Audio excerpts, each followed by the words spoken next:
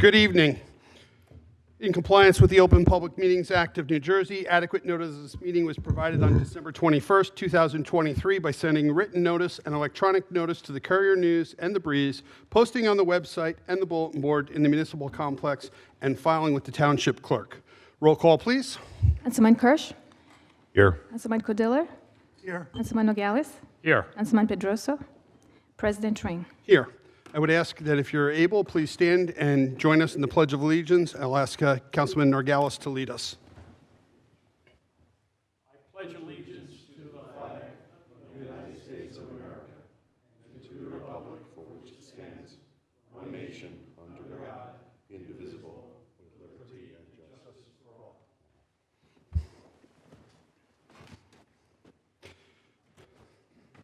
All right. Township Council reports. I'll start with Councilman Cordilla. My report this evening is going to be pretty short. I just would like to take this opportunity to, at this time of year, to wish all Bridgewater residents the best of health, wealth, and happiness, to enjoy the holiday season, and perhaps take the time to maybe look at the holiday season through the eyes of a child. I think that's, in my opinion, the best way to do it. You know, kids are always smiling, they're always laughing, and I think the world needs a little bit more of that. So God bless you all, and best wishes to all Bridgewater residents. Thank you. Councilman Nogales. Thank you, Alan. I appreciate that. Welcome to the last council meeting of the year. I attended the Somerset County Planning Partners Forum. Guest presentations included a Climate Change Realization Group, the New Jersey Water Supply Authority, and lastly, a group from the Somerset County Local Safety Action Plan. Also attended the viewing for Jerry Doyle, husband of Scarlett Doyle, our long-term planner. Scarlett retired earlier this year.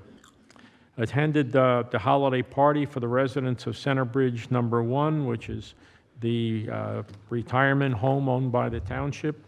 I am a member of the Board of Directors on Centerbridge 1. Building owners whose electric service is provided by Jersey Central Power and Light should be aware that the company is installing new smart meters that should simplify their meter reading, but more importantly, enhance their ability to be able to track power outages, and in some cases, improve their restoration ability. There is a possibility that a uniform JCP&L worker or their Wellington subcontractor may have to enter your location. Feel free to deny access to them if you have any concerns about your personal safety. As this is the last meeting of the year, I want to take a moment to specifically shout out for Tim Ring, our president, for the work, the diligence he has provided in fulfilling that responsibility during the course of the year, and as importantly, the work that he and Councilman Kirsch have done in working finances throughout the year. Merry Christmas if you celebrated, happy holidays if you do not, and stay safe. Thank you. Thank you, and thank you for those comments. Councilman Kirsch. Thank you, Mr. President. I had one item I missed last time, so I'll just go back and state that on Monday, December 2nd, I attended the Bridgewater Seniors lunch. That was my second year doing that. That's a great group, very vibrant group. Certainly, they have added a lot of value and continue to add a lot of value to our community. On the 10th, a week ago Tuesday, the zoning board met, heard two cases: addition of a second floor to a residence in Martinsville and a solar array in the Finder neighborhood. The planning board met just this past Tuesday. And we approved a minor subdivision in the Bradley Gardens neighborhood with multiple conditions.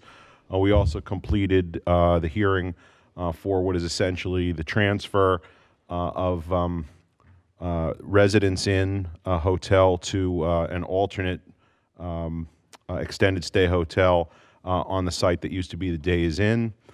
Chick-fil-A was also heard, continues to make progress, and anticipates to be concluded during January of 2025.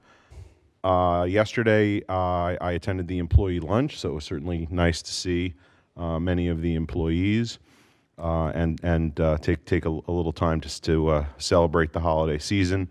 I also want to acknowledge the hard work and diligence of our president this year, Tim Ring. We've now come full circle.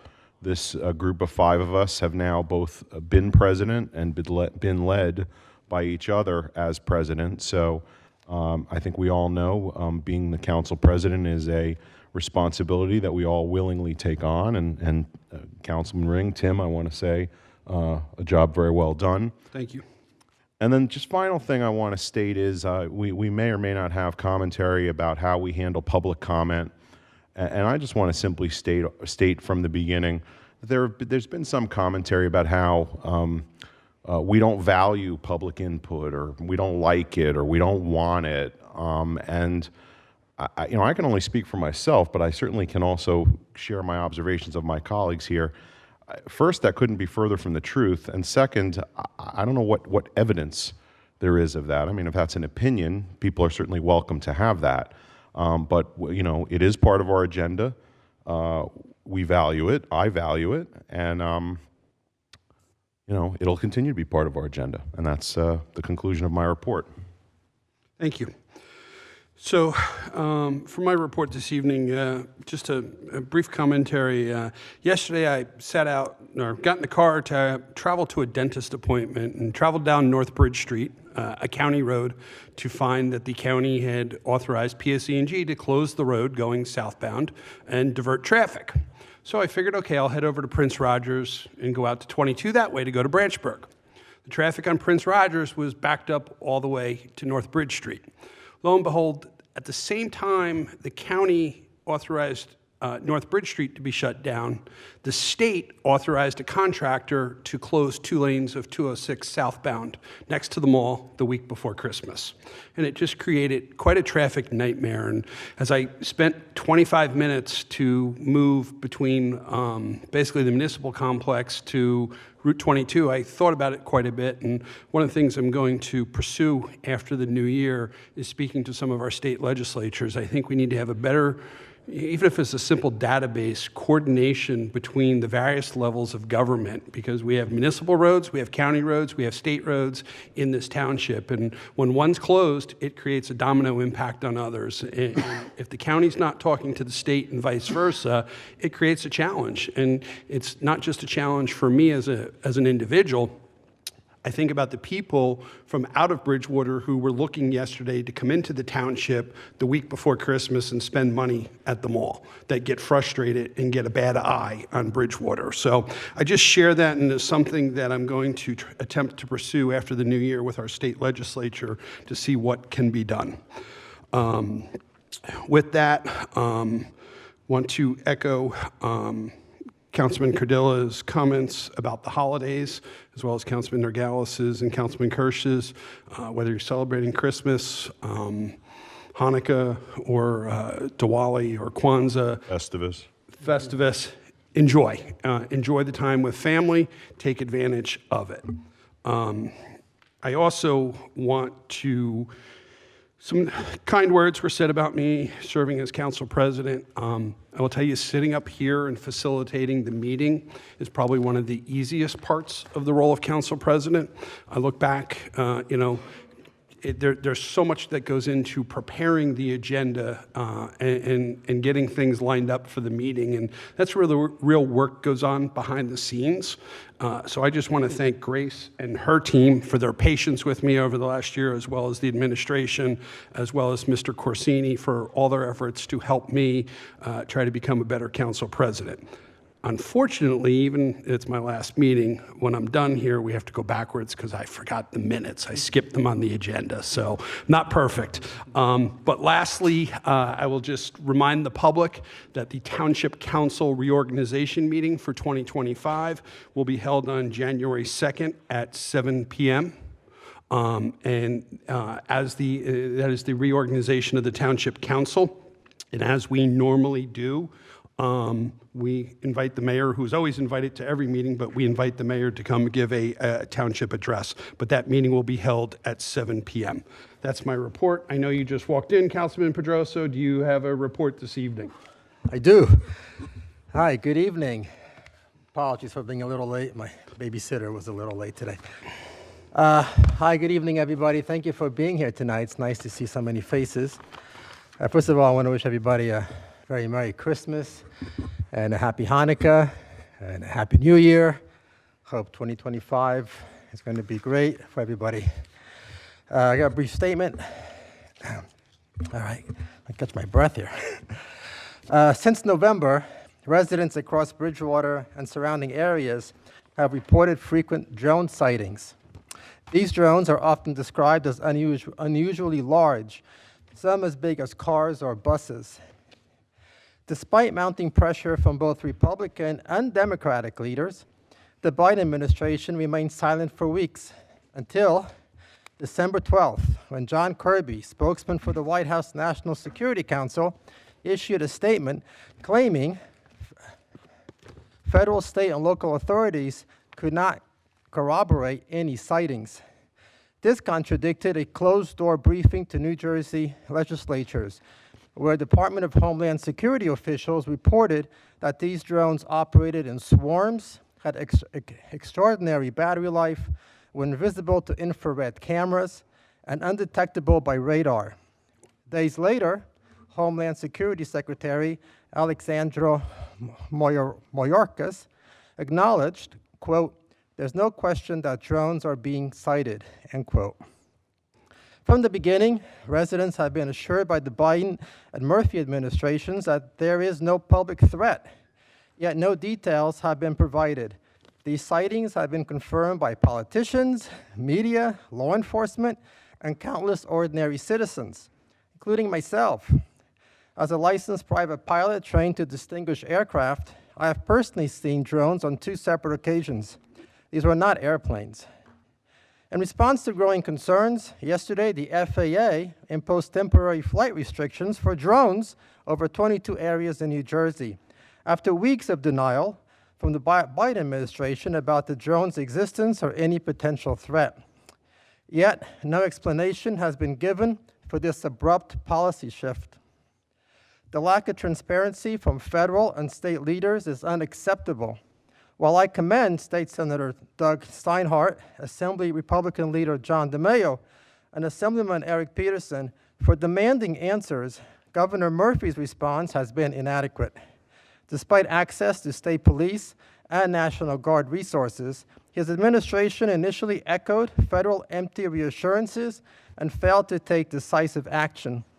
After weeks of inaction and no information, the governor's response this past Monday was to tell New Jerseyans to, quote, "calm down," end quote.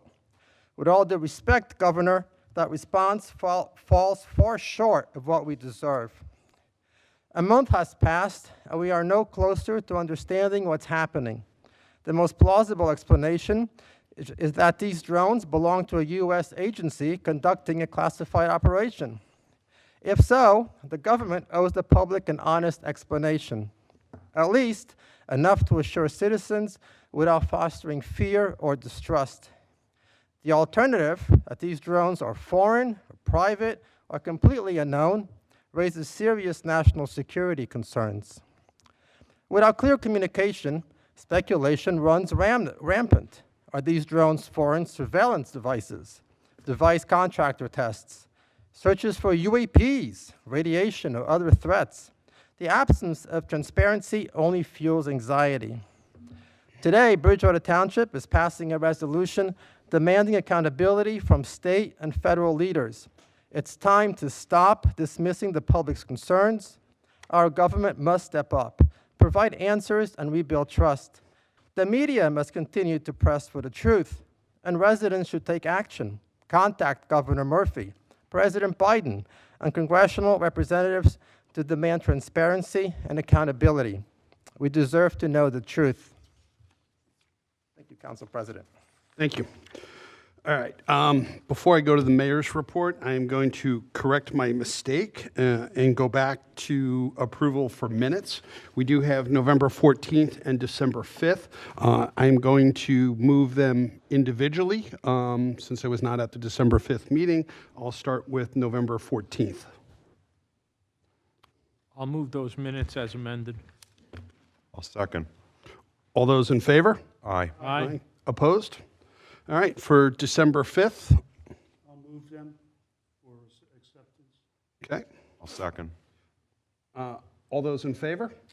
Aye. Aye. Anyone opposed? Let the record show I abstained for December 5th. Thank you. I'll move to the administration for the mayor's report.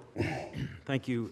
Certainly on behalf of Mayor Mensch, I want to extend appreciation to Council President Ring for his service this year. It's been a pleasure to work with you in that capacity, Tim, and hope that we will continue to work in the same way next year and beyond.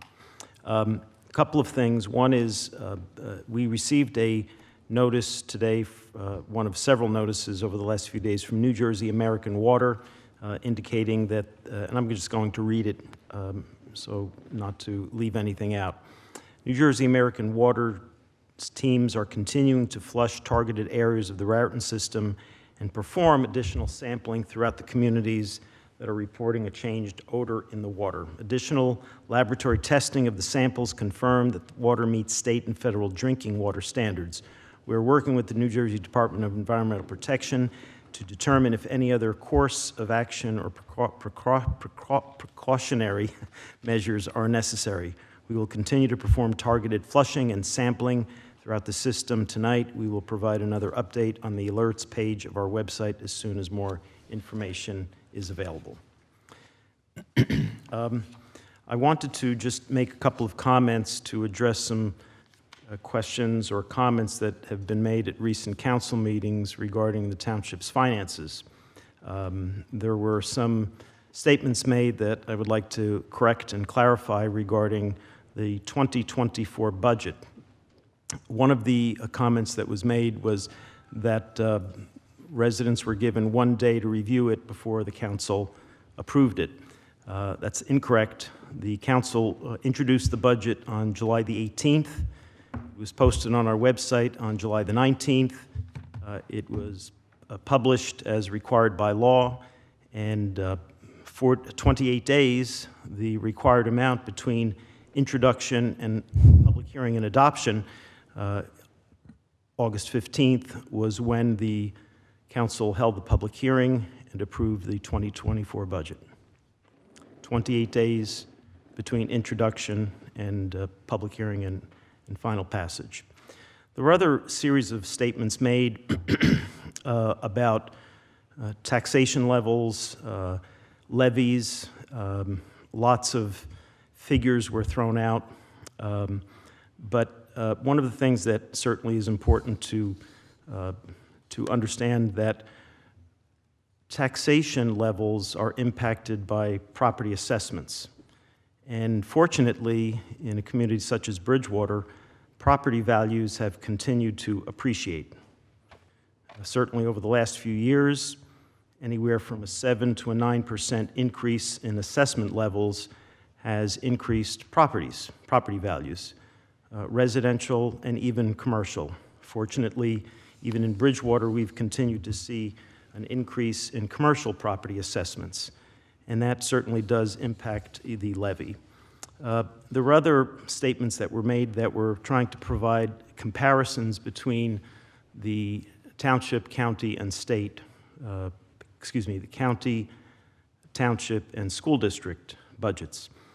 One of the points that was not made that certainly is relevant when there was an attempt to make a comparison between the township budget and the school district budget. The school district received a 12% increase in state aid in 2024 as compared to 2023, which amounted to over a $1 million increase, $1.6 million increase in state aid that, again, certainly did not impact the tax levy that the school district put forth for the property taxpayers in Bridgewater Township. Last comment, and then I'll conclude. Comments were made about the audit and questioning the timing of the audit and the council's consideration of the audit for the previous year. The audit report was issued on July the 26th.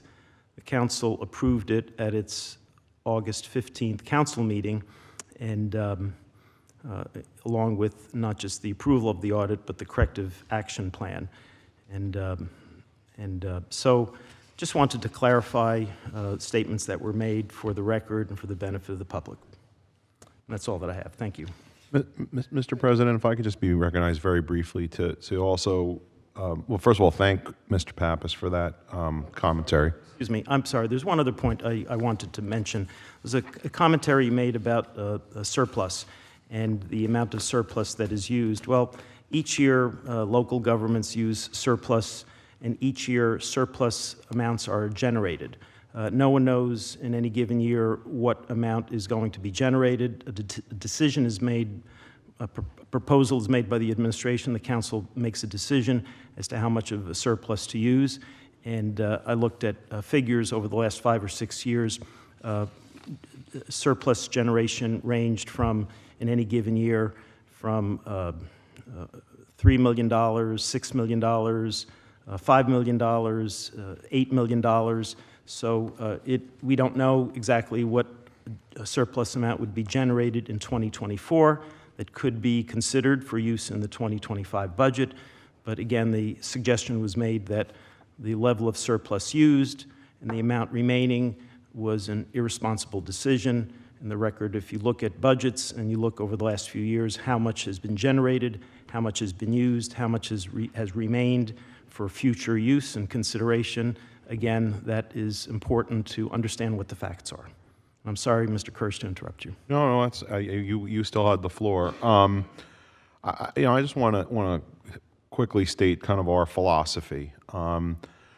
Each year we have to pass a budget. We take that responsibility very seriously, but each budget is within the context of the previous year and the next year. And we have not and will not make decisions that are going to imperil us in a future year. And I think that any implications that we are doing that or intend to do that, and that's an opinion, which people are certainly entitled to, but it's not supported by fact. The fact is, we aim to continue to provide outstanding services at the most affordable price possible year in and year out. And we're not looking to kick the can down the road, and we're not looking to have pain now so there can be gain later, or gain now so there can be pain later. That's just not the way we operate here. Thank you. Thank you. We do not have any proclamations. Next up, sorry. We do not have any proclamations. Next up this evening is a presentation from Stavola Quarry regarding their operating license. This governing body has a statutory requirement to issue a license every year to the quarry in order to operate. And I know sometimes members of the public get a little concerned or feel impacts related to the blasts. I just wanted to clarify that the blasting component at the quarry is regulated by the state of New Jersey, Division of Mining, I believe it is. I'm sorry, Department of Labor, that's right. So that is outside of our scope. There, we do have a small scope there of what is in context for our review. I know that Councilman Norgalis has been in conversation with Mr. Branch and arranged for him to come here this evening. So I don't know if you want to say anything before Mr. Branch starts. Actually, I'm sure Mr. Branch will eloquently be able to describe the issues, but he had contacted me because, as the president has already said, if we don't approve a mining license for Stavola, they have to stop operation on January 1st. And they have been a responsible member of our business community for decades and decades. And if I look back to when I first came to the council, one of the first questions I asked of Mr. Branch 20 some odd years ago was, how much longer are you folks going to be in business? And he said probably 45 or 50 years. There's a lot of rock there. Well, over the years, they have mined a lot of rock, but he's going to tell you right now that some of the product that they used to push aside as overburden and was useless before is now a valuable product because people need clean fill. So they're still in the 35 to 40-year range even after all these years. So, Mr. Branch, why don't you tell us what's happening at the quarry, please? Sure would. Thank you. Thank you, everybody, for allowing me to be here tonight. My name is Thomas Branch. I am the EHS manager for Stavola Construction Materials. We are the operating entity for the quarry, which, as you may have read, was purchased by Arcosa on October 1st of this year. However, Stavola Construction Materials, Inc. is still, as I said, the operating entity of what we're here for today to obtain our mining permit. As most of you know, we own and operate the 380-acre quarry located at Route 22 and Chimney Rock Road. It's been there since the 1890s. For those of you who don't know, it was originally identified to be a copper mine. Back in those days, copper was found to be a valuable resource. It was continued to be mined for many years thereafter. And once that material was exhausted, it became a basalt mine, or what we call trap rock material. Each year, as Council President Ring indicated, that we are required to appear before the Township Committee to request a renewal of our mining license. That application was submitted to the Township on November 1st of this year. We believe that that application was deemed to be complete, as we are here tonight to make our presentation for what that requires. The information that I'm going to talk about tonight is going to identify the number of shots, how many tons of rock we extracted from the quarry, as Councilman Norgalis indicated. And then I'm going to move into illustrating where we are in the mining of the quarry for what we've done this year and what we plan to do next year. During this year, to this date, we've conducted 57 shots, or as you said, blast events, producing approximately 2.8 million tons of rock. All 57 shots to date have been recorded and information transmitted to the Department of Labor.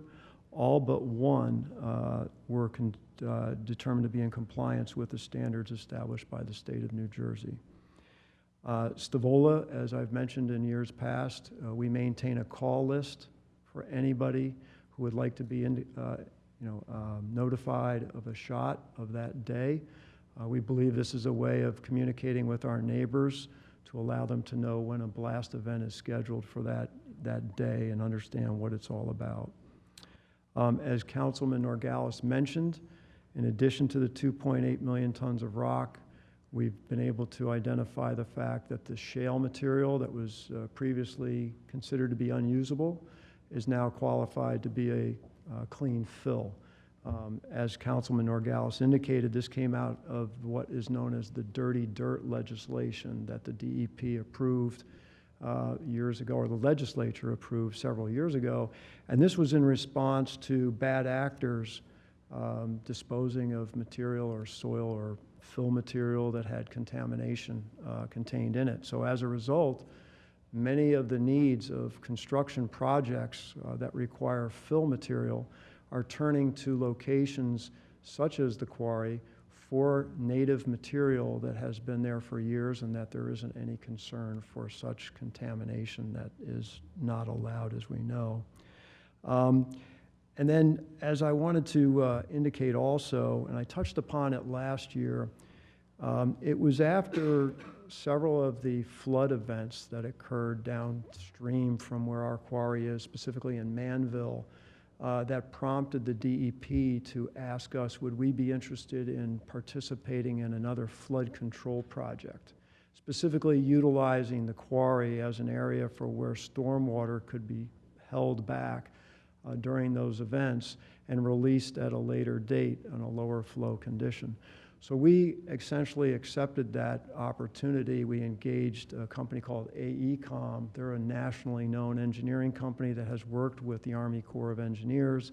And we're looking forward, or we're looking towards working out a flood control project as I said, that would allow diversion of stormwater during peak flow events to essentially be stored in the quarry in its elevation or its lower elevations where those retention ponds are located, and then be allowed to discharge over a period of time thereafter. So again, we're in the evaluation stage of that right now. I know the County of Somerset is involved in that process as well.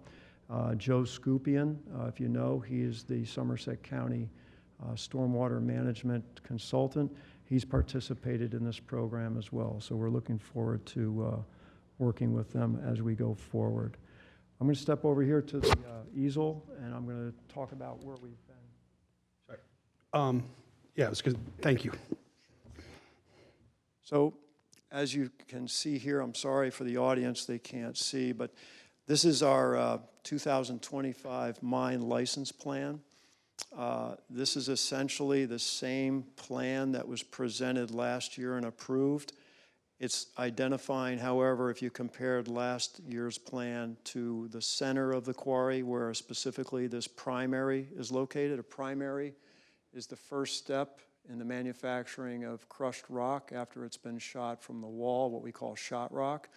The shot rock is brought up to a higher elevation where this primary is located. That material will be crushed to its initial size of probably 3 to 5 inch, and then from there off to various secondary crushers where it gets reduced down to 3/4 and obviously down to 3/8, which is used for asphalt. We are now in the process of relocating this primary to an area further to the south. That's going to allow us to place the primary on an elevation that is already considered to be final for the quarry. And then at that same, what that'll give us opportunity for is to take the large amount of material or rock that exists under the primary.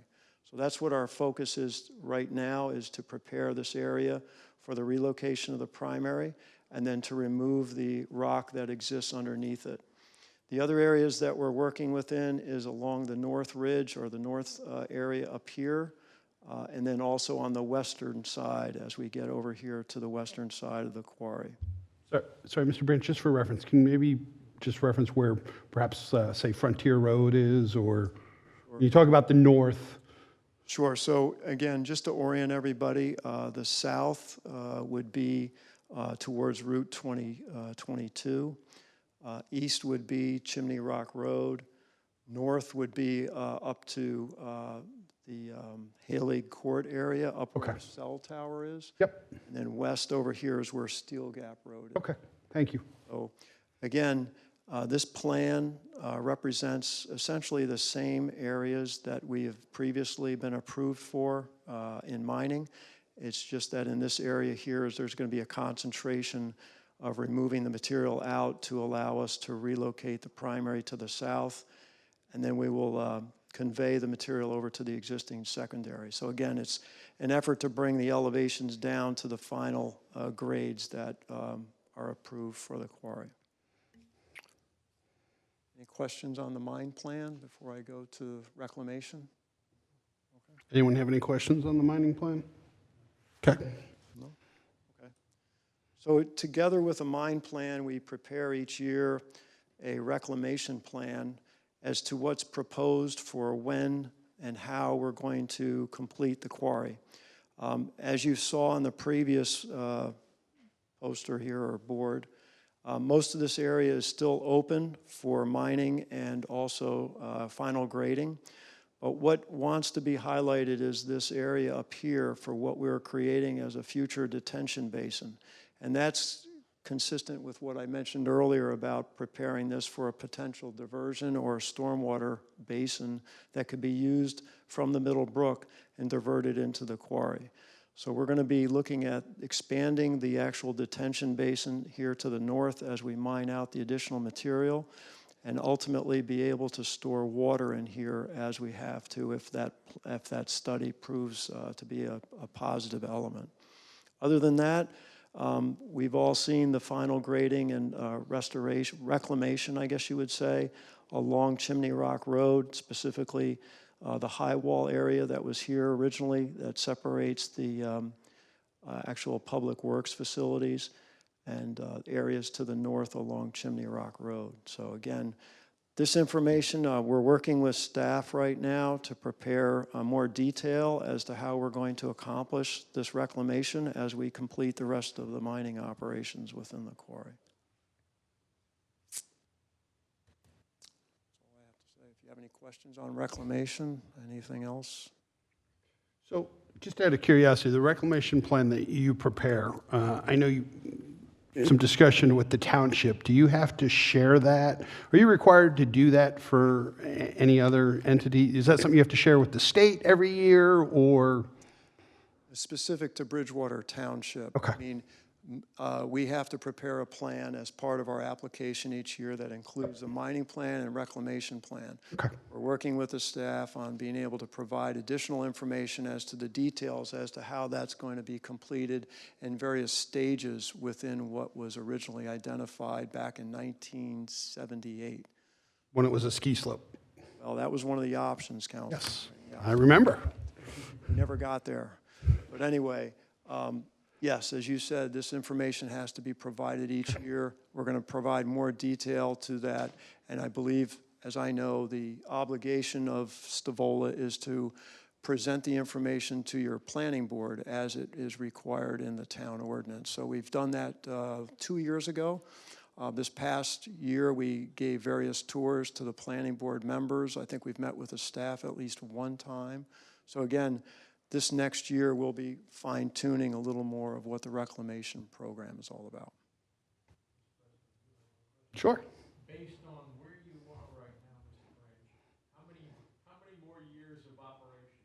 Well, as you said earlier, Councilman Nogales, I'd say we're at about 30 to 35 more years with the additional information that we presented about the shale material becoming a beneficial use now. So that's pretty much the estimate. So I think to that point, and we'll talk more about this when we get into the resolution, but I think one of the things that we as a governing body have to look at, I was on the planning board 2 years ago when they did their presentation and they talked about different options, and no disrespect, one of the options that was suggested for part of the quarry for 30 to 35 years from now was a gas station. I think this exercise of asking for a reclamation plan with their application each year, we're kidding ourselves because they're trying to use a crystal ball to figure out, just think about how the buildings in this town and the uses of them have changed over the last 5 years, pre-COVID versus post-COVID, with office buildings, retail, all of that. I think when we try to look 35 years into the future to say, what can we build there as part of a reclamation plan?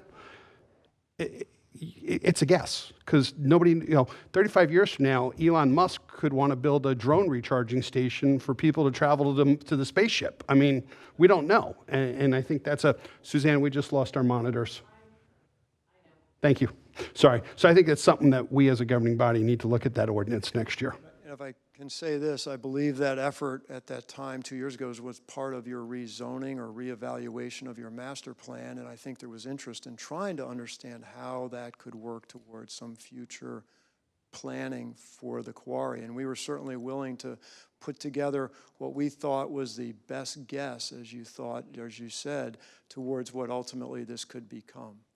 But again, there's two terms. One's called reclamation and one's called redevelopment. So obviously in our quarry operation, reclamation is the process in which we're stabilizing the slopes. We're preparing the site for its future redevelopment.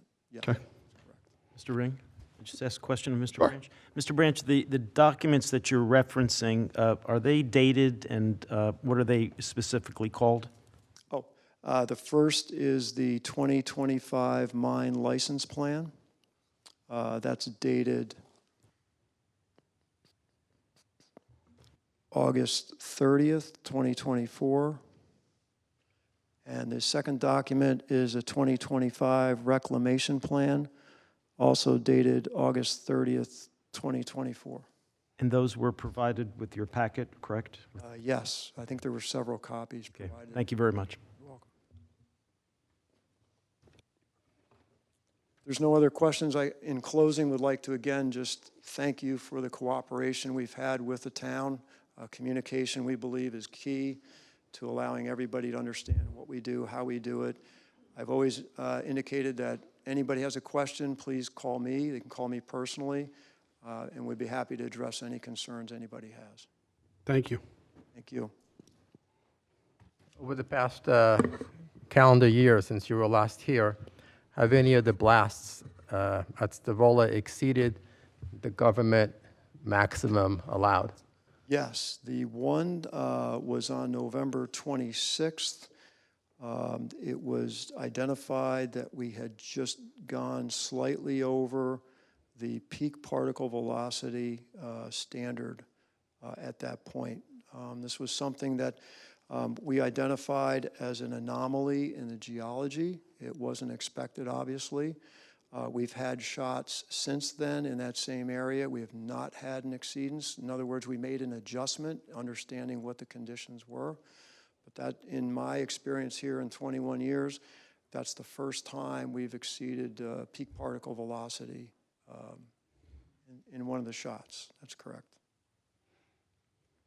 Did the state take any action on that, or? That is pending. We Okay. issued a notice of violation.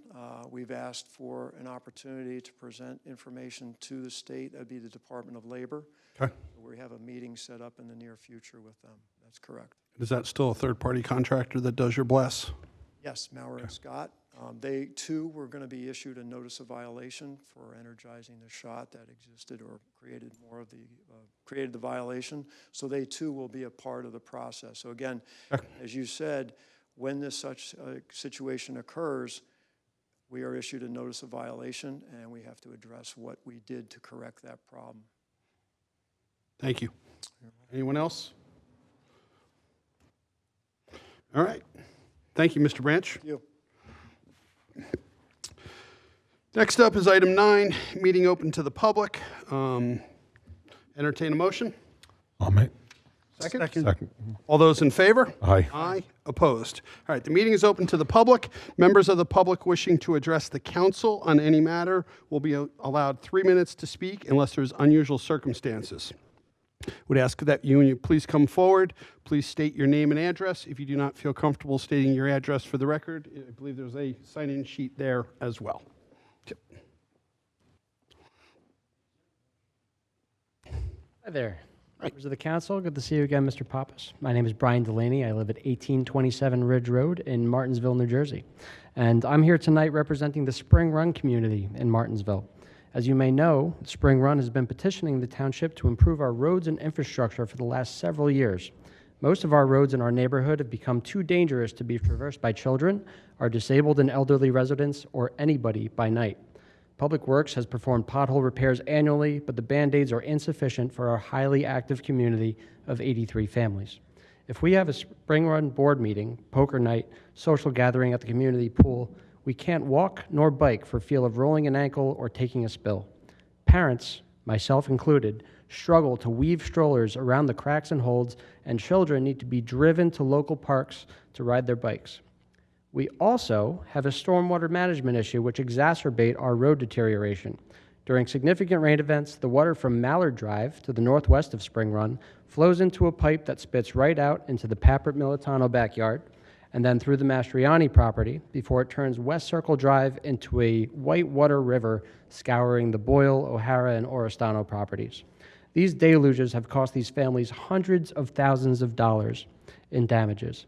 Furthermore, they cut off road access to all 15 families living on West Circle Drive, thereby trapping them and restricting any emergency access. Last month, we met with Mr. Pappas, hello Michael, Bill Burr, Daniel Ahern on site to discuss these deficiencies, and we all agree that the roads and the stormwater, though interrelated, need to be treated as two separate projects from a funding and management perspective.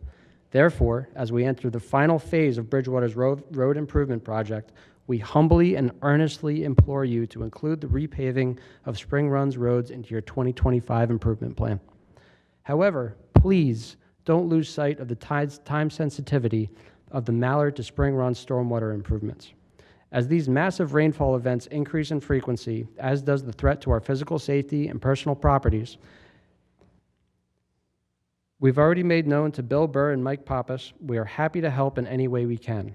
Please review the supporting documents we prepared for you as they visually support these significant safety concerns. With that, we kindly invite you and yours to come by Spring Run on Christmas Eve for our annual luminaries display, and hopefully next year we'll be able to enjoy them safely on foot. We sincerely thank you for your time and your service and hope you have a wonderful holiday season. Thank you, sir. Thank you. And may I pass these out to you guys? If you want to just leave with the clerk, she'll. Thank you. Thank you. Thank you. Preliminary display is at what time? What time? At dusk. Sun goes down. Beautiful. All right, thank you. It's a long-time tradition. Mr. Ring? Yes. Can I just comment, since Mr. Delaney and others have came? Bill, Dan, and I were there. We happened to be there on a day that it was raining. Not terribly hard, but it was raining, and we're very familiar with the challenges that they've described, and certainly Bill, Dan, and I committed to the group assembled that we would include that very, very seriously in any recommendations for 2025. We've continued to have those discussions internally as recently as yesterday, and we'll keep you posted. But thank you very much for coming. Thank you.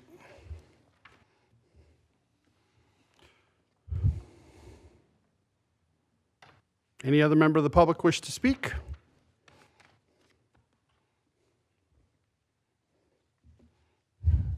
Hello.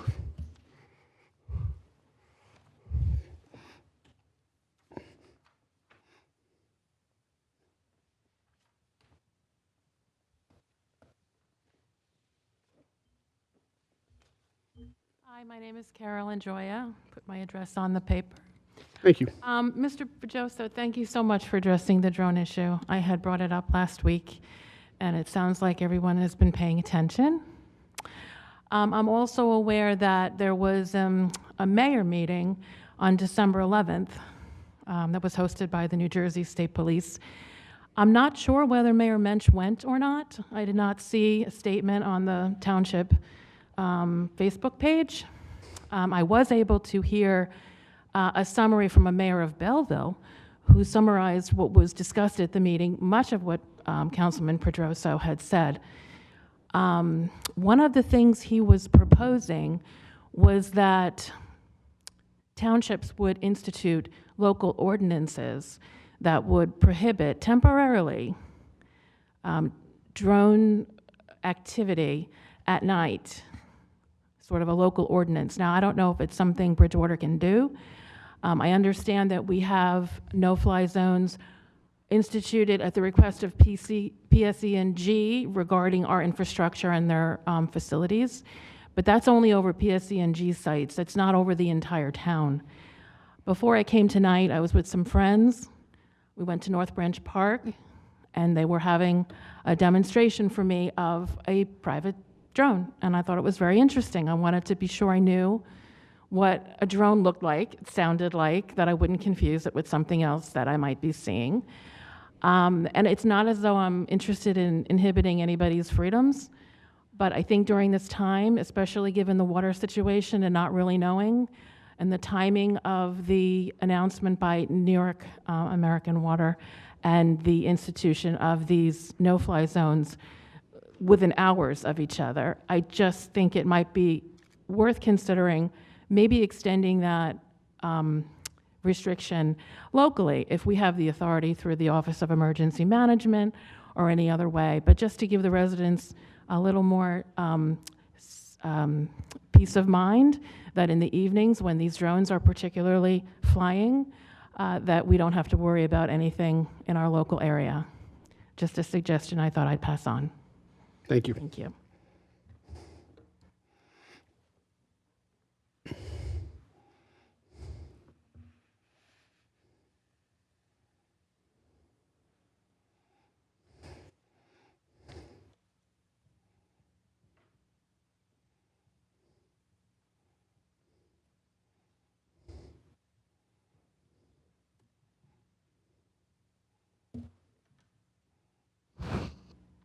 Joan G. Geiger.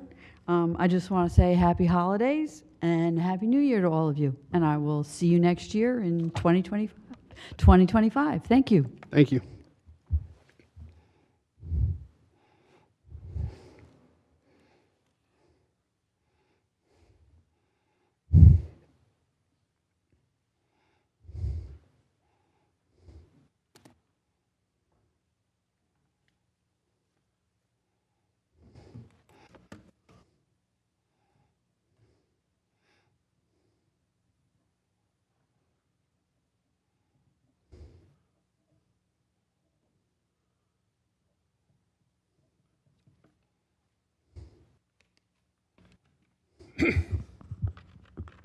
My name is Daniel Zielinski. I do appreciate that finally, after beginning to ask the questions that I had about the budget in June or July, that there's been finally some answers to the questions that I was asking, although not all of the questions that I was asking were addressed. And I do want to make a couple of comments. Someone had said that there were a lot of numbers being thrown around. Anytime that I came up here and spoke to this council, any numbers that I was throwing around were coming directly from the budget. I also want to point out that the purpose of the surplus is kind of as a bit of a savings account to be used when needed. So the surplus, frequently year over year is tapped into as a part of the budget process. That's true. But in 2024, $6 million was taken from the surplus. That was an unprecedented amount. And I would challenge Mr. Pappas to look over the past 5 years and communicate to the public the lowest amount that surplus has been brought down. And in 2024, it was brought down an unprecedented low amount of $445,000. This administration keeps wanting to talk about the tax percent. I'm sorry, I'm losing the correct word, but what the administration will not address is the tax levy, of which $6 million was used in order to deliver the tax levy at an unprecedented 11.6% increase. So I think the discussion about the budget is an ongoing discussion, and it will be very interesting to see as we are drawing down the year's almost over, what the real picture of the 2024 budget is going to be. And I still have very strong concerns about what is going to happen to replenish that $6 million surplus. Thank you. Mr. President? Thank you. Any other public comments? Okay. I just want to clarify, for the last, since 2019 budget, $5 million was used of surplus for the budget. In 2020, $6.3 million was used. In 2021, $7.4 million was used. In 2022, $3.395 million was used. And in 2023, $6.1 million. Those are the facts, sir. Thank you. Any other public comment? Seeing no one rise, I move we close public input. I'll second it. All those in favor? Aye. Aye. Opposed? All right, public comments closed. Next up is resolutions. Our first resolution is 12A, 2025 Stavola Quarry Operating License, Block 711, Lots 3, 4, and 6, Chimney Rock Road, Bridgewater, New Jersey, 08807 in Somerset County. We all do have the resolution in front of us. In light of some of our conversation this evening with Mr. Branch as it relates to the reclamation plan, the resolution in front of us does have stipulations for a reclamation plan to be submitted within the next year.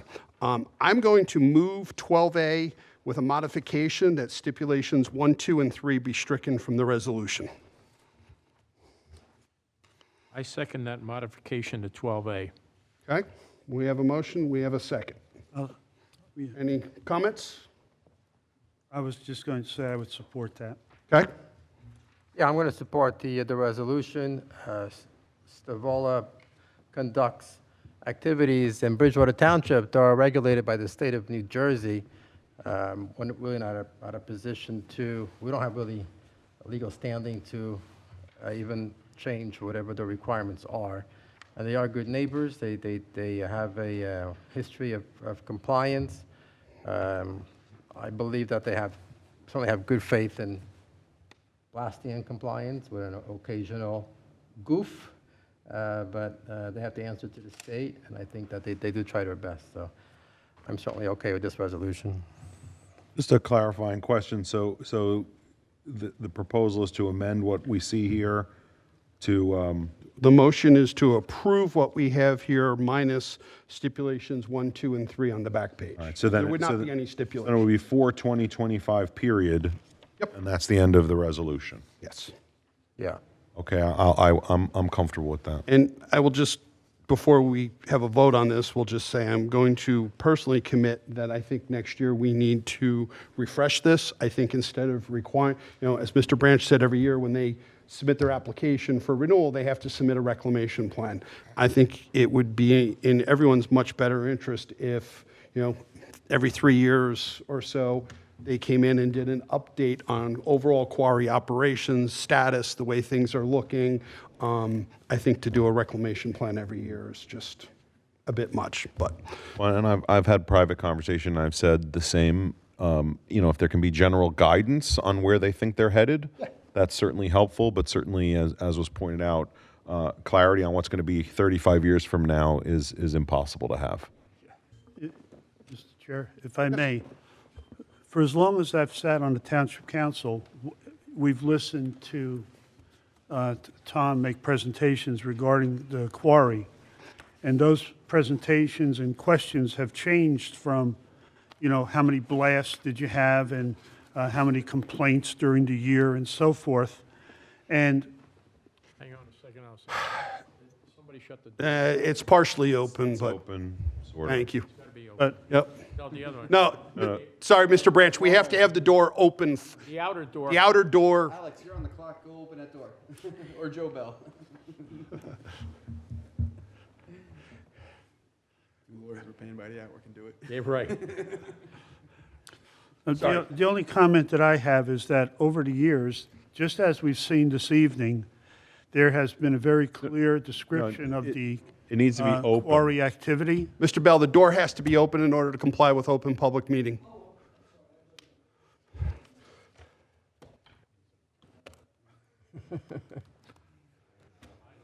Thank you, Chief. You're good, Joe. All right, can I continue? Yes. All right. Sorry for the I just interruptions. want to state my opinion that over the years, Mr. Branch has always made presentations that were logical, we could follow year to year. And what I'm pleased to see this year is they've added a new piece to it to consider some flood control, flood mitigation work at the quarry to help other portions of Bridgewater Township. For me, I think it's a no-brainer to support the operation. Thank you. I think, the most junior member sitting on the dais here, but with no disrespect to any of my colleagues, I think I probably understand the quarry operation better than just about anyone here. And for the public, for the first 26 years of my life, I lived the closest house to the quarry. As a kid, I was woken many mornings by blasting. I know what it's like. I've experienced it firsthand and understand it. So, but if there's no other comments, we'll take a roll call on 12A. Councilman Kirsch? Yes. Councilman Cordilla? Yes. Councilman Nogales? Yes. Councilman Pedroso? Yes. President Ring? Yes. All right, 12B is authorizing budget transfers for fiscal year 2024 appropriations in the amount of $91,490.61. If no one objects, we'll take B and C on consent. C is authorizing budget transfers for fiscal year 2024 appropriations in the amount of $276,691.21 in the sewer fund. Mr. Pappas? Be happy to take any questions. I think it's self-explanatory, but I'm happy to respond to any detailed questions anyone has. Okay. Move 12B and C. I'll second. Any comments? I think more for the public listening in. All the council is being asked to do is basically shift money around from one account to another, but nothing is being, there's no additional taxes or no additional expenses. Okay. No other comments? Roll call. For consent? Councilman Kirsch? Yes. Councilman Cordilla? Yes. Councilman Nogales? Yes. Councilman Pedroso? Yes. President Ring? Yes. 12D is a call for immediate clarity and transparency from federal and New Jersey state authorities on drone operations across Somerset County and the state of New Jersey. I know we've had some discussion already on this evening. This is an issue I reached out, I guess it was last week, to Mr. Corsini in asking that we could prepare a resolution because I was concerned about this. Not going to reiterate the comments made this evening, but I will thank Mr. Corsini for getting this done, and I will move 12D. I'll second it. Mr. President? Yes. Just say, I just was reminded that the mayor did participate in a telephone conference. Actually, I joined him. It was hosted by the White House Office of Intergovernmental Affairs. There were representatives of the FAA, FBI, Homeland Security. I think those were all of the federal agencies. The mayor did participate. There were, I think, 4 or 5 mayors that were actually able to ask questions. And I know that both the mayor and Chief Mitzek have issued public statements. The mayor issued a video addressing this issue as well. I saw both. Thank you. I have one question for council. Do we have any authority to do any control of? Is it all airspace at FAA? all? I thought the answer was no. So one of the residents brought up the mayor of Belleville, who happens to be a friend. I will reach out to him, see what he's cooking up. I will say that I think you're right, Councilman Nogales. I think that while he's a very good mayor and a very conscientious one, I think probably he's a little ahead of his skis. But I will check in with him and see what he's come up with. So, Based upon the state comments, I mean, some of our state, that's one of the challenges of the state. They have no authority to go into the airspace and do anything about it because the airspace is regulated by the FAA. and even if we did have authority, enforcement would be Yeah, what do we? very difficult. Although maybe I wouldn't put anything past John Mitzak in the back there, but I think it would be very tough. But we'll look at it. I'll give the mayor a call and see what he's got on the drawing board and give you some comments. So Townships that have small airports have dealt with this issue in perpetuity, and they have no jurisdiction to make any regulation whatsoever involving FAA rules or airspace. So I would feel very confident, 99% certainty, that we would have no legal jurisdiction to regulate drone flying because it's regulated by the FAA, and therefore that law would take precedent over whatever we do. Yep. I agree with Councilman Pedroso, but I'll check in with the mayor. There was, it was shared in some of the news outlets. There was an incident, I want to say now about 2 weeks ago, where aeromedical helicopter was requested into Branchburg to fly an individual that was seriously injured in a car accident. They were not able to land because of the drones in the area. The aeromedical helicopter is operated by the New Jersey State Police. It's flown by a state police pilot. Other than saying we can't land there, there was nothing the state could do about those drones flying there because they have no enforcement power. So, all right. We have a motion. We have a second. Any other comments? I'm just gonna read my statement again for the. No, you're not. I'm just joking.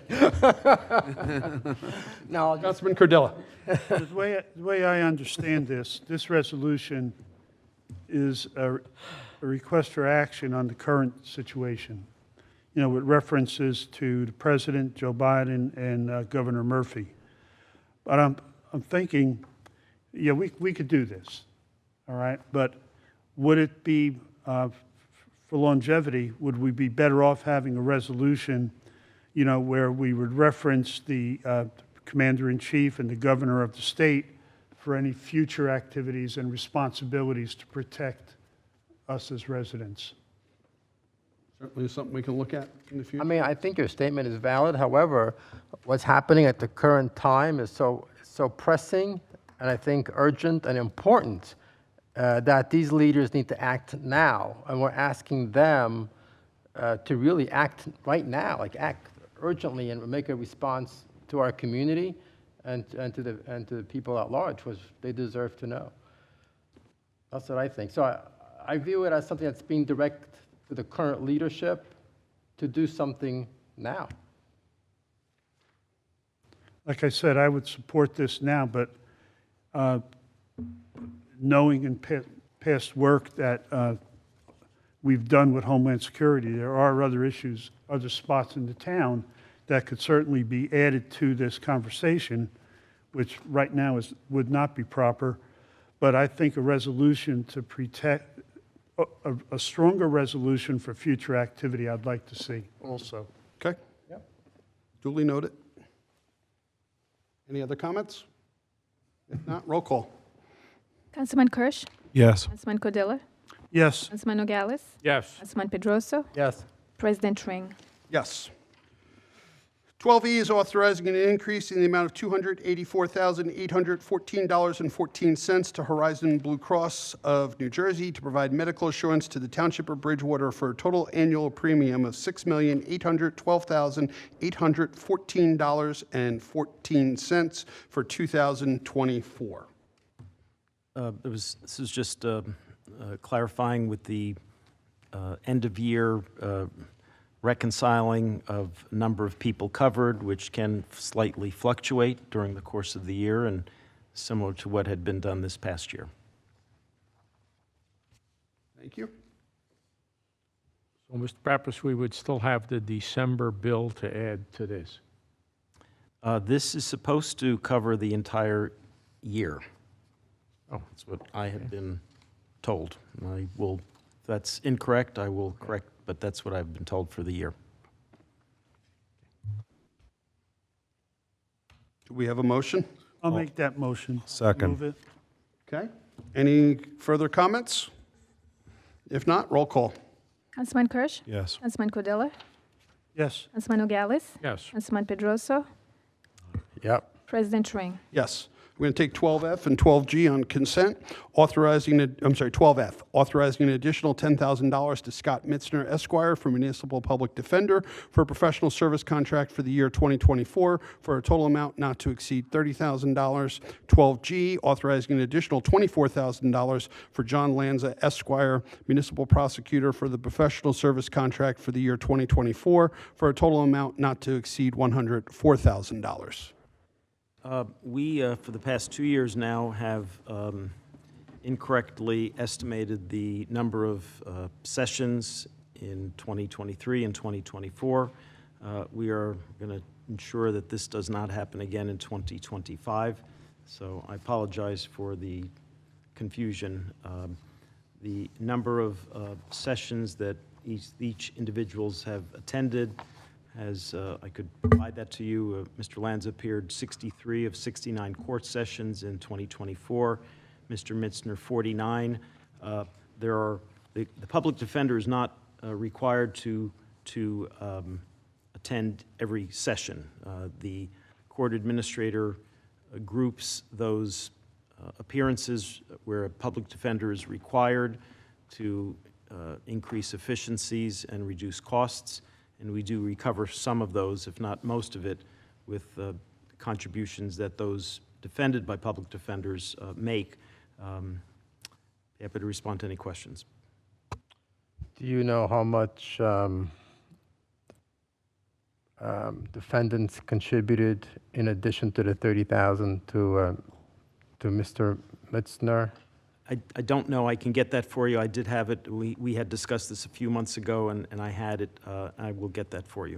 I only asked. It's a substantial amount. Is it? It is. It is. I only ask because when you do the math, I'm sure there's a justification for it, but Mr. Lanza is making about $1,500 per court session, and Mr. Mitzner is making, if you look at 49 courts, he's making $600 per court session. So I guess if he's getting supplemented, then that number goes up. No. Mr. Mitzner was only present in a session, and he's only there for the period of time required for public defender services. Mr. Lanza is there for the entire court session. There's a difference in the amount of time that they provide to us. Prosecutor's there for the whole session, public defender just for whatever trial is necessary. I think you just echoed what Mr. Pappas said, but thank you. It said it in a different way, yeah. Any other questions?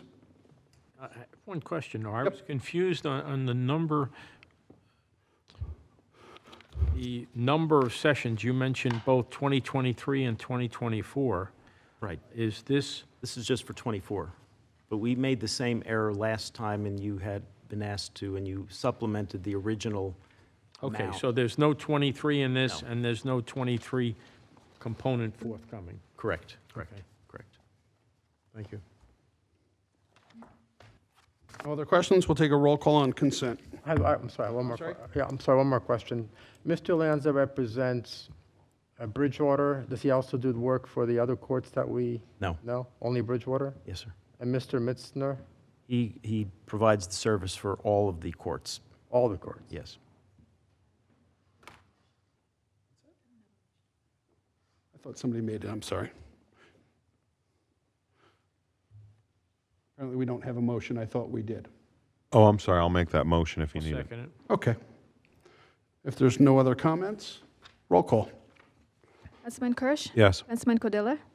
Yes. Councilman Nogales? Yes. Councilman Pedroso? Yes. President Ring? Yes.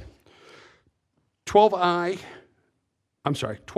authorizing dispersal of an additional $3,252 from the Affordable Housing Trust Fund for renovations and repairs for 2 low and moderate income properties through the Bridgewater Housing Rehabilitation Program. Pretty straightforward, but These are for housing rehabilitation, 2 small amounts that were needed to complete these projects.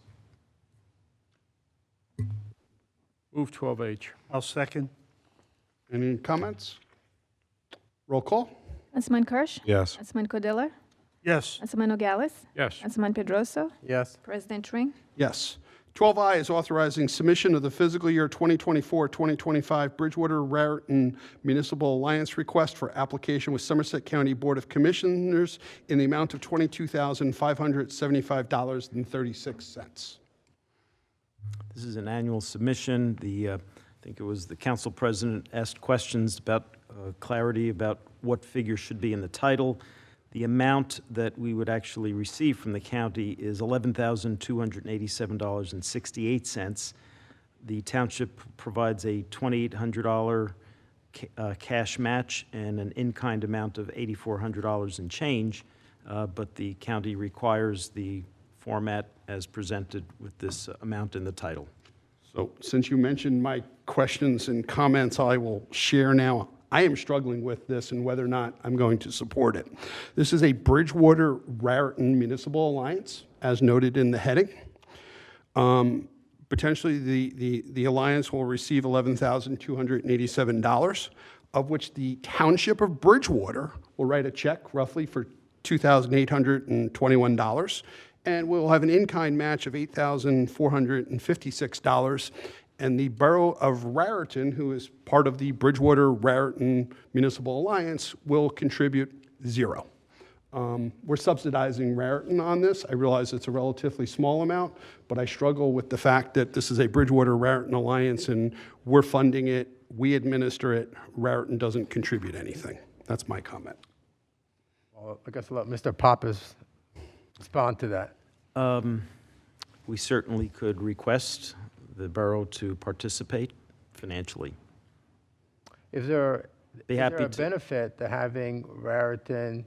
Is there a benefit in the volume of numbers in the sense when it comes to the net gain from being in the alliance? Is there a benefit to us having Raritan there even if they don't pay? Well, Well, if I may, since I'm a member of the township representative on the alliance, this is fundamentally the Bridgewater Raritan High School function is most of this, and the thrust towards protecting our kids.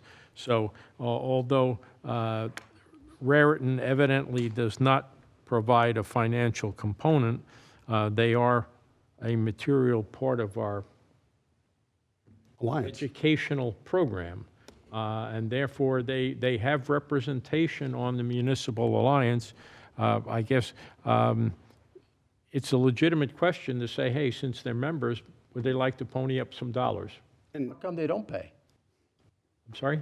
How come they don't pay? Like, I have no I'm idea. asking Mr. Pappas, like maybe he. You know, this first time this has come up, and I can honestly say I never thought of it, but I think it's a legitimate point. And to your earlier question, the county loops to get, Raritan didn't choose to participate. We didn't choose to have Raritan part of the alliance. The county says it's a Bridgewater-Raritan alliance. The county clusters them. Where does this money go? The money comes in, the alliance identifies programs to help educate on drug and alcohol abuse in the school system primarily. So as Councilman Nogales mentioned, most of their efforts are done in the high school. So if most of the efforts are in the high school, we have out-of-pocket costs and in-kind costs. In my opinion, it should be an equal percent.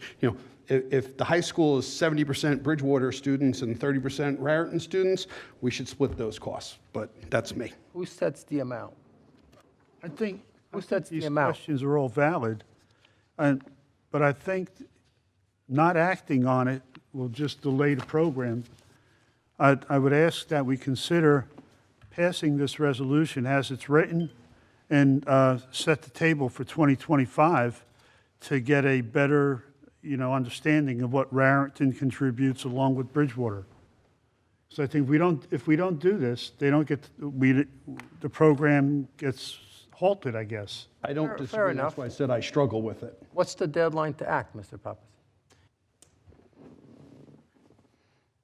I believe it's the end of the year, but I'm not positive about that. I'll move 12I. I'm sorry, we have a motion. I'll second. We have a motion, we have a second, okay. And I'm very comfortable with what Councilman Cardilla said, that it is a relatively small amount. We are under a bit of a deadline, but I think that by this time next year, there does need to be clarity and an equal splitting, or an equitable splitting. I think that's very fair, and I'd be happy on behalf of the council to make that inquiry and ask for that support from the borough. Fair enough. I think then, yeah, you should put the parties on notice that this will be an issue in 2025. But I agree with Councilman Cardilla. The program does have value. It's important enough for the kids at the school to be part of it. So, I mean, they'll be the ones suffering if we decide not to act on this tonight. So.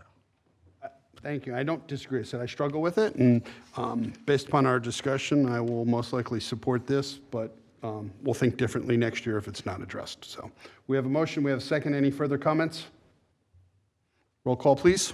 Councilman Kirsch? Yes. Councilman Codiller? Yes. Councilman Nogales? Yes. Councilman Pedroso? Yes. President Tring? Yes. 12J, amending Resolution 2401-04-006, authorizing an additional $17,500 to Colliers Engineering and Design, 53 Frontage Road, Suite 110, Hampton, New Jersey, 08827, for additional engineering services for Township of Bridgewater for a total contract amount not to exceed $137,500. I understand it, this is for some work that we did in one of the areas where PSE&G dug up before they repaved the road. We made some improvements to sidewalks and some other stuff that was out of PSE&G's scope, and that's what this is for. Question, please. Now, our engineer, Bill Burr, he's a contract engineer, but he works for Colliers. Is this money we're paying to Colliers to cover his expense? This is for, as Mr. Ring said, the area of town on east and west side of Vossler Avenue, south of Route 22, where PSE&G paved those roads curb to curb. A number of those roads had curbing that needed to be replaced in really bad condition. There were some drainage issues that had to be addressed, and because as part of PSE&G's contract or the program, they did not provide any engineering services. And so we needed to address those in order to have those roads paved. So this was an additional project that Collier's Engineering, Bill didn't do it personally. This was something that was beyond the scope of, normally we would have had another engineering design firm work in the various sections, but frankly, I made the decision because I knew Bill's firm could mobilize and get the job done in order to keep on schedule to have those roads paved before the winter. I don't know, does that answer your question, Mr. Norgalis? Not quite. Okay. But I'll do, Colliers has done a good job for us, and certainly Bill is a Class A engineer. I'll support this, but at some point I'd like to go offline with you to make sure I understand it. Absolutely. And with that, I'll move 12J. We have a motion. Do we have a second? I'll second it. We have a motion. We have a second. Any further comment? Roll call. Councilman Kirsch? Yes. Councilman Cordiller? Yes. Councilman Nogales? Yes. Councilman Pedroso? Yes. President Ring? Yes. All right. 12K, L, and M are all contract closeouts. I'm going to do on consent. 12K, authorizing change order number 1, final change order for increasing the contract price from $1,140,734.91 to $1,157,947.06, an increase of 1.51%, or $17,212.15. Authorizing acceptance of the project, release of the performance bond, acceptance of the maintenance bond, and final payment to Rivix Contracting Group, 165 River Road, Flemington, New Jersey, 08822, for the Billion Morton and Klein Improvement Project, which includes the entire lengths of Frog Hollow Road, Klein Place, Morton Street, Billion Street, Klein Place to Frog Hollow Road, funded through the 2017-2018 Capital Sewer Fund. 12L, authorizing change order number 1, final change order increasing the price of contract from $451,464.78 to $455,199.78, an increase of 0.78%, or $3,515. Authorizing acceptance of the project and final payment to Keystone Sports Construction, 1100 Shell Lane, Suite 104, Phoenixville, Pennsylvania, 19640, for the replacement of the synthetic turf field at the field known as the Municipal Complex, located at 100 Commons Way, Bridgewater, New Jersey, funded through the Open Space Trust Fund account. 12M, authorizing acceptance of the project and final payment to Keystone Sports Construction, 1100 Shell Lane, Suite 104, Phoenixville, Pennsylvania, 19640, for the replacement of the synthetic turf field known as Turf 3, 1000 field, located at 600 Commons Way, Bridgewater, New Jersey, 50% of which shall be reimbursed by the Bridgewater Raritan School District in the amount of $423,835.12 to be funded through the Open Space Trust Fund account. Any comments, questions on the, well, let me first, do we have a motion? I presume the turf fields were done under a contract where they agreed to do this for a certain amount. Why is there a change from what they probably agreed to in writing? There was in the field, there was a portion that the base, once they excavated and removed the material, they had to add some additional materials, the rubber pellets and the base. There had to, they didn't really see that when the cost estimate was given, and once they removed the material, there was this minimal amount of additional material that was required. Aren't they really on the hook once they do aren't they on the hook once they do the contract? It kind of, isn't that a third risk at that point that they didn't see this?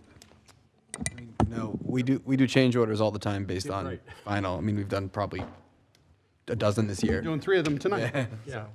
It would be impossible to perceive all of the issues that happen underground. I will tell you, in this project, there were a number of other changes and additions that did not make it to the council because Mr. Burr was able to deal with it and didn't require this, and he felt that this was a reasonable request. The comment that I would make is, if you recall, I don't know, I can't remember how many years ago it was when we did the Tomei Park area, and the problems that we found in Tomei Park caused tremendous price increases and scope of work changes, and that only occurs once you get into the project, dig up the street, or get into the subsurface. So while I agree with some of the comments that were made, there are times where they're just out of our control, and I think this is one of them. I did want to just make one comment on the first resolution regarding the Billion Morton Klein project. Over the course of this project, there have been a number of the members of the public that have had concerns about some of the conditions that remained after the project's completion. Our engineering department has been there numerous times. I actually have been there personally just a few months ago to put my own eyes on the concerns that some of the residents have had. Some have been fully resolved in some people's minds, some have not.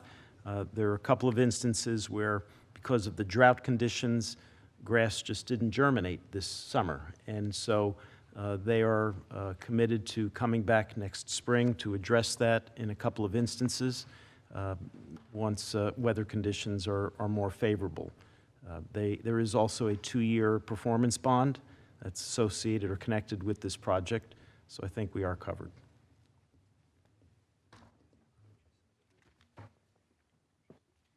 Sorry? I moved it. We have a motion. Do we have a second? I'll second it. Any further comments? If not, roll call. Councilman Kirsch? Yes. Councilman Cordiller? Yes. Councilman Nogales? Yes. Councilman Pedroso? Abstain.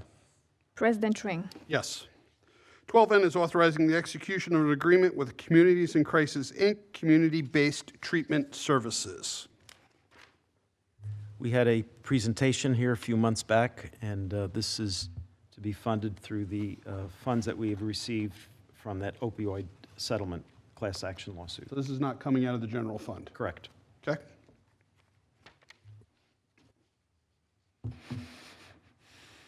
Move 12N. We have a motion. Do we have a second? Second it. Any comments or questions? Roll call. Councilman Kirsch? Yes. Councilman Cordiller? Yes. Councilman Nogales? Yes. Councilman Pedroso? Yes. President Ring. Yes. 12O is a request for waiver for raffle bingo application fee in the amount not to exceed $760 for the Church of the Holy Trinity located at 60 Maple Street, Bridgewater, New Jersey, 08807, for a series of instant raffles to be held throughout 2025. My understanding is the clerk and Mr. Corsini's office has confirmed appropriate documentation is there. I will gladly move 12O. I'll make that motion to move it. I think you're second. Oh, who seconded? Who firsted? I didn't hear him.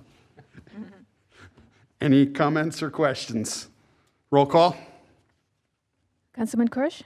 Yes. Councilman Cordiller? Yes. Councilman Nogales? Yes. Councilman Pedroso? Yes. President Ring. Yes. 12P is a modification of the 2024-2025 renewal of preliminary retail consumption liquor license number 1806-33-021-009 for Mish J.O. Investment Corporation, trading as Green Old Grill, 645 Route 202-206, Bridgewater, New Jersey. Resolution with conditions. So some of you may know that in the Green Old Grill has challenged the legality of some of the past conditions. Based upon some court rulings, this modifies some conditions as well as reinforces some of the previously issued conditions and removes a couple. I'll move 12P. I'll second. Any comments, questions? I'll second it. That would be a third, but Who seconded? Fourth it. okay. If there's no comments or questions, we'll take a roll call. Councilman Kirsch? Yes. Councilman Cordiller? Yes. Councilman Nogales? Yes. Councilman Pedroso? Yes. President Ring.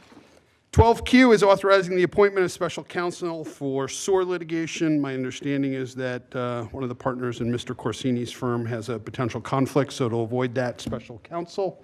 I'm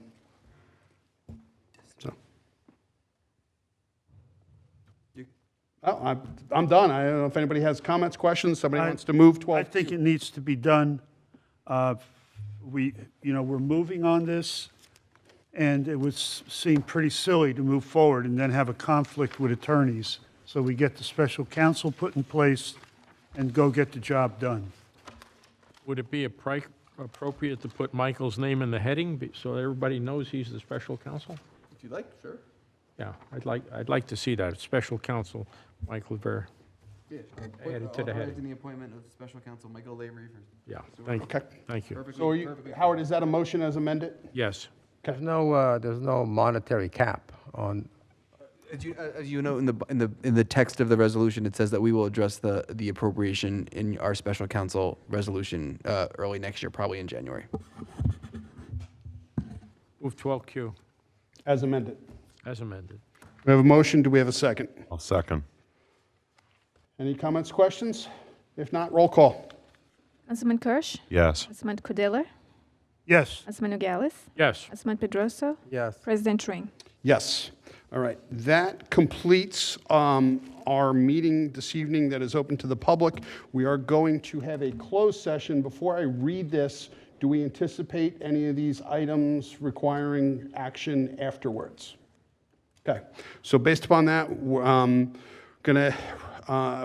item 13 is a closed session. Be it resolved, Bridgewater Township Council, this body will now hold a closed meeting to discuss affordable housing, redevelopment yard waste, potential open space acquisition, Block 254, lots 25 and 26, and contract negotiations for purchasing. Do I have a motion to go into closed session? I'll make that motion. Second. All right. All those in favor? Aye. Aye. Opposed? All right.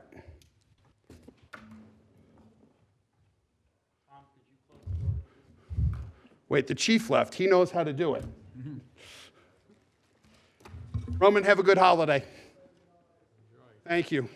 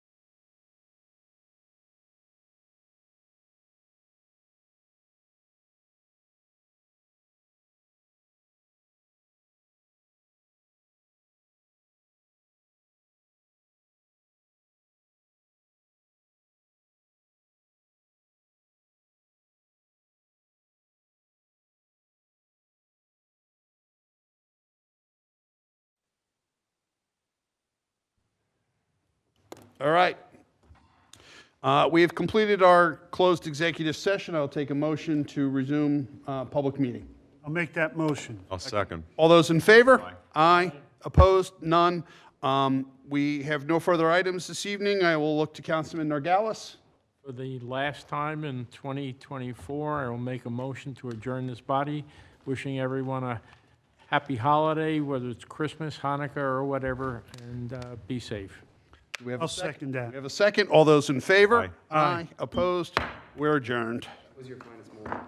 In all the years I knew you, 20 years, that was your finest moment. Very well, so you were like Cicero. For what? I don't, I'm not pushing. I think I'm being 100% serious. You put it better than anyone I ever heard right now. Well done. Thank you. It's, what it is, Alan, is it's gang